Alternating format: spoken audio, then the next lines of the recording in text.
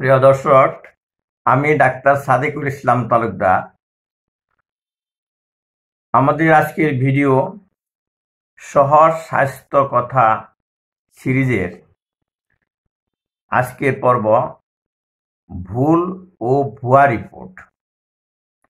ভুল ও ভুয়া রিপোর্ট আজকের পর্ব।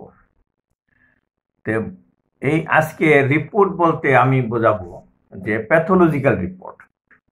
চিকিৎসা করতে গিয়ে যে আমরা ডাক্তার সাহেবগণ আমাদের রোগ ডায়াগনোসিস করার জন্য, ডায়াগনোসিসে হেল্প করার জন্য কিছু প্যাথোলজিক্যাল টেস্ট দেন, সেই রিপোর্ট মাঝে মাঝে শোনা যায় রিপোর্ট ভুল হয়েছে বা রিপোর্ট ভুয়া। এই ভুল রিপোর্ট এবং ভুয়া রিপোর্ট কি জিনিসটা আমি একটু আপনাদের কাছে ক্লিয়ার করতে চেষ্টা করব। প্রথমে আসছি ভুল রিপোর্ট। রিপোর্ট আমরা সাধারণত প্যাথোলজি ল্যাবরেটরিতে করি। কিছু কিছু টেস্ট আছে বাড়িতে বসেই করা যায়, সেগুলি অ্যালাউড।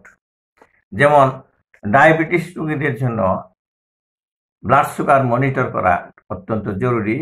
ঘন ঘন ল্যাবরেটরিতে গিয়ে পরীক্ষা করা অনেকের পক্ষে সম্ভব হয় না, বা সকালে না খেয়ে ওখানে গিয়ে যাওয়া, রক্ত দেওয়া, এটা সম্ভব হয় না। এই জন্য গ্লুকোমিটার বা গ্লুকোজ মাপার যে মিটার, ঘরে বসেই এই ধরনের কিছু মিটার পাওয়া যায়। এগুলির ভালো মন্দ আছে, সেগুলির দাম অনুসারে ভেরি করে। কম দামেরও আছে, বেশি দামের আছে, মধ্যম দামের আছে। তো এই গ্লুকোমিটার দিয়ে পরীক্ষা করতে গেলেও রিপোর্ট ভুল আসতে পারে। ভুল আসে তা বলছি না, ভুল আসতে পারে। তো কিভাবে আসে আমি বলি যে যারা ডাক্তার নন তারা অনেকেই জানেন না যে আমরা কি করছি। যে আমরা যে আঙ্গুলের মাথায় এরকম প্রিক করে এক ফোঁটা রক্ত নিচ্ছি, এই রক্তে গ্লুকোজের কনসেন্ট্রেশন কত, মানে কতটুকু রক্তে কতটুকু গ্লুকোজ আছে, এটা কনসেন্ট্রেশন। রক্তে তো থাকে পানির পরিমাণ বেশি থাকে। তাহলে প্রিক করার সময় যদি প্রিক করে রক্ত আসলো, কিন্তু আমি রক্তের ড্রপটা মিটারে নিতে দেরি করলাম, তাহলে কি হলো, এই সময়ের মধ্যে বাতাসে বাষ্প হইয়া কিছু পানি চলে গেল রক্ত থেকে। তাহলে পানির পরিমাণ কমে গেল, গ্লুকোজটা চলে গেল না। তাহলে এই অবস্থায় যদি গ্লুকোজটা এই মিটারে মাপা হয়, তাহলে দেখা যাবে কনসেন্ট্রেশন বেশি, এবং দেখাবে যে আপনার যে যা হওয়ার কথা ছিল তার থেকে বেশি গ্লুকোজ আছে, এই রিপোর্ট দিবে। এবং অনেকেই বলবে যে এটা ভুয়া মিটার, এটা ভালো রিপোর্ট আসতেছে না। কিন্তু মিটার ঠিক আছে, আপনার পদ্ধতিতে ভুল হয়েছে, আপনি জানেন না যে দেরি হইলে কি ঘটনাটা হইল।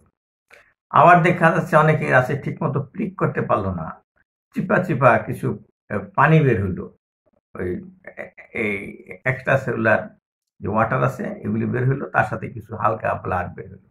তাহলে এইখানে কিন্তু পানির পরিমাণ বেশি হইলো। এটা ফল্টি টেকনিকের জন্য আপনি ঠিক মতো নিতে পারলেন না রক্তটা, মানে প্রিক করে, তখন দেখা যাবে গ্লুকোজের পরিমাণ কম আসলো। মানে এটা তো তুলনা করা হয় যে এতটুকু ব্লাডের মধ্যে কতটুকু গ্লুকোজ আছে, কিন্তু ওই ব্লাডে তো পানির পরিমাণ বেশি আসছে বাইরে থেকে, রক্ত থেকে না। চিপা চিপ বের করছেন, এক্সট্রা সেলুলার ফ্লুইড গুলো আসছে। তো তাহলে আপনার নিজের ফল্টের জন্য কিন্তু রিপোর্ট ভুল আসতে পারে। এই জন্য দেখা যায় যে অনেকে বাড়িতে নিজেরা করতে পারে না। কিন্তু যদি আপনার এই ভালো জ্ঞান থাকে এই ব্যাপারে যে কিভাবে ভুল হতে পারে, তাহলে আপনার রিপোর্ট ভুল হবে না, এবং বাড়িতে করাই ভালো ডায়াবেটিসের জন্য এই পরীক্ষা। তবে যাতে ভুল না হয়, ভালো করে শিখে নিতে হবে। আরেকটা আছে যে মিটারটা আমরা করছি, এই মিটারটা কিন্তু একটা ইলেকট্রনিক চিপস আছে কম্পিউটারের মতো। এই চিপসও মাঝে মাঝে খারাপ হয়ে যেতে পারে। এটা খারাপ হইলে কিন্তু এটাও বুঝতে হবে আর কি। এবং বেশি করে কম দামি যে চিপসগুলো আছে, এগুলি কিন্তু অল্প দিনই নষ্ট হয়ে যেতে পারে। আর এগুলি চলে ব্যাটারিতে। ব্যাটারি পাওয়ার যদি কমে যায়, ভোল্টেজ কমে যায়, তাহলে আপনার ভুল রিপোর্ট আসতে পারে। আরেকটা আছে কোড আছে, এখানে বিভিন্ন টেস্ট স্ট্রিপের জন্য কোড আছে, এই কোড যদি আপনি ঠিকমতো সেট না করে থাকেন তাহলে ভুল আসতে পারে। তবে আমি বলছি না যে ভুল আসবে, তো ভুল আসতে পারে আমাদের এই সমস্ত ফল্টি টেকনিকের কারণে। এটা বললাম বাড়িতে বসে গ্লুকোজ টেস্ট করার ক্ষেত্রে কি ভুল হয় সেটা। আরেকটা আছে যে ল্যাবরেটরিতে কিভাবে ভুল হয়। ল্যাবরেটরিতে কিন্তু একজন ডাক্তার থাকবে, যিনি প্যাথোলজিস্ট হিসেবে পরিচিত। তিনি ন্যূনতম এমবিবিএস পাস করার পরে কিছুদিন প্যাথোলজিতে ট্রেনিং করছেন, অথবা প্যাথোলজিতে পোস্ট গ্রাজুয়েট ডিপ্লোমা অথবা ডিগ্রি করেছেন। মূলত এইরকম কোনো প্যাথোলজিস্ট না থাকলে সরকার তাকে লাইসেন্স দেয় না। তাহলে মনে করবে যে প্রত্যেকটা ল্যাবরেটরিতেই একজন করে প্যাথোলজিস্ট আছে। এবং আমাদের এই যে শহরে বা গ্রামে গঞ্জে যে ব্যাঙের ছাতার মতো অনেক প্যাথোলজি ল্যাবরেটরি আছে, আপনার ধরে নিতে হবে যে এই প্রত্যেকটা ল্যাবরেটরিতে একজন করে ন্যূনতম এমবিবিএস পাস, এবং তারা এই প্যাথোলজি প্র্যাকটিস এর তাদের ট্রেনিং আছে, অথবা কোনো না কোনো ডিগ্রি আছে বা ডিপ্লোমা আছে, এটা ধরে নিতে হবে। না হলে লাইসেন্স পায় নাই। সরকার এরকম কোনো কন্ডিশন না ফুলফিল করলে লাইসেন্স দেওয়া হয়নি, এটা ধরে নিতে হবে। তো এখন এই প্যাথোলজিস্টই সম্পূর্ণ পরীক্ষা করে না, এটা একটা টিম ওয়ার্ক। এর সাথে থাকে প্রথম কে করে, প্রথম করলো একজন স্যাম্পল কালেকশন করবে, ধরেন ব্লাড। ব্লাড একজন কালেকশন করবে, যে সে ডাক্তার না, সে হবে একজন ল্যাবরেটরি অ্যাসিস্ট্যান্ট, অথবা ওই ইয়ে হইতে পারে, ল্যাবরেটরি অ্যাসিস্ট্যান্ট অথবা টেকনোলজিস্ট হতে পারে। আর ফ্লেবোটমিস্ট নামে কিছু লোক আছে, তারা টেকনোলজিস্ট না হলেও তারা ব্লাড ড্র করতে তারা ট্রেনিং প্রাপ্ত, তারা অ্যালাউড। তো তারা যদি ঠিক মতো কালেকশন না করতে পারে, এই রক্ত বা স্যাম্পল ঠিক মতো যে নিয়মে কালেকশন করার দরকার হয়, যদি না করতে পারে বা করতে ভুল করে, তাহলে এই রিপোর্ট কিন্তু ভুল আসবে। তারপরে এই পরীক্ষা করার আগে এই টেস্টের জন্য কিছু প্রসেস করতে হয়, স্যাম্পলটাকে প্রসেস করতে হয়। এটা একটা অনেকগুলোই lengthy process, step by step করতে হয়। তো এই যে প্রসেস করতে গিয়ে যদি সে ভুল করে বা ঠিকমতো করতে না পারে, তাহলে তার দক্ষতার জন্য হইতে পারে দক্ষ না ভালো, তো তাহলে রিপোর্ট ভুল আসবে। তো তারপরে প্রসেস করার পরে শেষে প্যাথোলজিস্টের কাছে দিবেন ফাইনাল একটা রিপোর্ট দেওয়ার জন্য। তিনি অধিকাংশগুলাই রক্তের মাইক্রোস্কোপ দিয়ে দেখিয়ে চিনতে হয়, হিসাব করতে হয়, লিখতে হয়। তো এই প্যাথোলজিস্ট যদি কম্পিটেন্ট না হয়, আমরা যাকে প্যাথোলজি বললাম ওখানে, তো ওই প্যাথোলজি যদি ভুল করেন, তো ভুল সে ইচ্ছা করে নাও করতে পারে, তার দক্ষতা কমের জন্য হইতে পারে, অথবা সে উদাসীন থাকার জন্য হইতে পারে, তাহলে অথবা একজন প্রক্সি দিয়ে দিল তার পরিবর্তে, সে প্যাথোলজিস্ট না, তাহলে কিন্তু রিপোর্ট ভুল হইতে পারে। তাহলে আমরা বললাম যে একটা ল্যাবরেটরিতে কিভাবে ভুল হয়, কয়েকটা স্টেপ আছে, যিনি কালেকশন করছেন, যিনি প্রসেস করছেন, এবং যিনি ফাইনাল মাইক্রোস্কোপি করছেন, তার প্রত্যেকের মাধ্যমেই রিপোর্ট ভুল আসতে পারে। এটা সে ইচ্ছা করেও করতে পারে, ইচ্ছা করে কেউ ভুল করে না যদিও, এটা তার দক্ষতা বা অদক্ষতার কারণে তার ভুল হতে পারে। তারপরে আরেকটা কথা শোনা যায় যে ভুয়া রিপোর্ট। তাহলে ভুল রিপোর্ট আর ভুয়া রিপোর্টের পার্থক্য, এটাই আমার উদ্দেশ্য ছিল। তো ভুয়া রিপোর্ট আসলে রিপোর্টই না, এটা যারা রাতারাতি পয়সা বানানোর জন্য ব্যস্ত থাকে, তাদের উদ্দেশ্য কিন্তু জনসেবা, মানব সেবা না। তারা নিজেদের টাকা কামার জন্য নানান রকম ফোন ফিকির আটে। সমাজে তারা অসাধু লোক, এরা অনেকে বলে জানোয়ার, আমি জানোয়ার বলি না, জানোয়ারের চেয়ে অধম। জানোয়াররা এত বড় বড় অন্যায় করে না। জানোয়াররা যদি আক্রান্ত হয়, হঠাৎ একটা কামড় দিয়ে দিল, হ্যাঁ, এমনি দৌড়ে গিয়ে কাউকে কামড় দিতে আসে না। তো এই জানোয়ার না, এরা জানোয়ার চেয়ে অধম।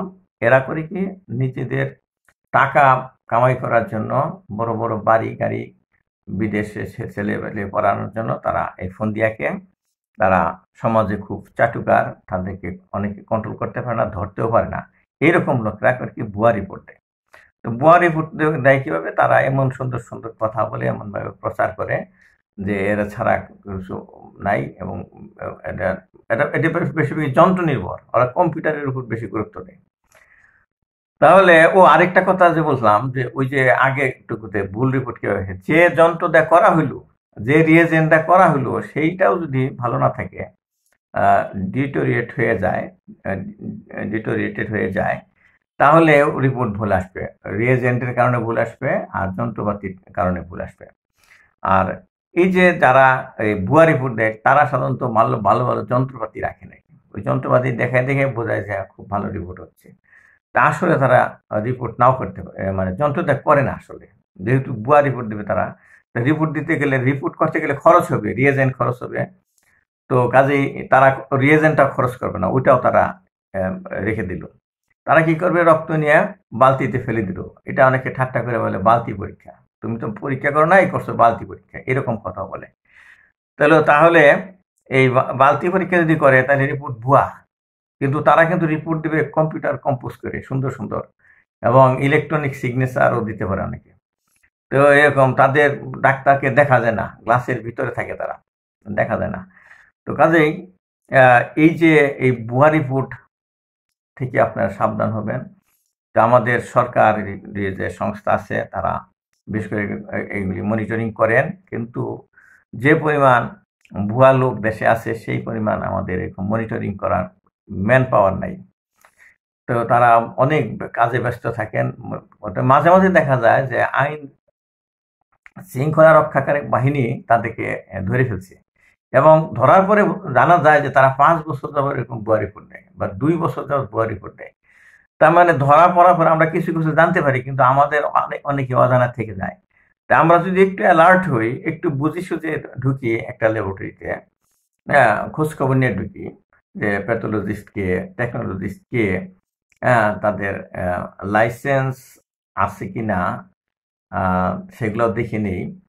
তো লাইসেন্স দেখার অবশ্য সবারই এখতিয়ার থাকে না, তবুও মানে বোঝা যায় যে এটা কেমন ল্যাবরেটরি হবে। একটু খোঁজ খবর নিয়ে আপনারা আরেকজনের কথায়, খুব যারা চাটুকার, তাদের কথায় ভুলে গিয়ে এই সমস্ত ল্যাবরেটরিতে ঢুকবেন না। খোঁজ খবর নেবেন যে এখানে কারা কারা কাজ করছে, কিভাবে তারা কাজ করছে, একটু পরিবেশটা দেখে ঢুকবেন আর কি। তো ধন্যবাদ। আজকে যারা আমার এই ভিডিওটা দেখলেন, আমার কথা শুনলেন, তারা হয়তো আমি কি বলতে চেয়েছি তারা বুঝতে পারছেন।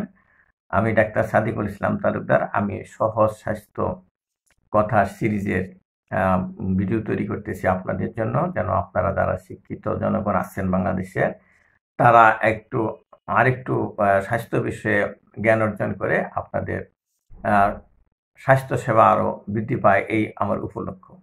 আমরা যারা শোনেন, বন্ধু বান্ধবদের আমার এই কথা বলবেন, আর আমার এই ভিডিও যারা দেখেন নাই তাদেরকে দেখার জন্য রিকোয়েস্ট করবেন, ইনভাইট করবেন। আর যারা সাবস্ক্রাইব করেন নাই আমার চ্যানেল, তারা এই ভিডিওর নিচে দেখবেন লাল অক্ষরে সাবস্ক্রাইব বাটন আছে, ওখানে একটা ক্লিক করেন, তাহলে নেক্সট ভিডিওটা আপনার কাছে চলে যাবে আমি যখন আপলোড করব। ধন্যবাদ সবাইকে আমার ভিডিওটা দেখার জন্য।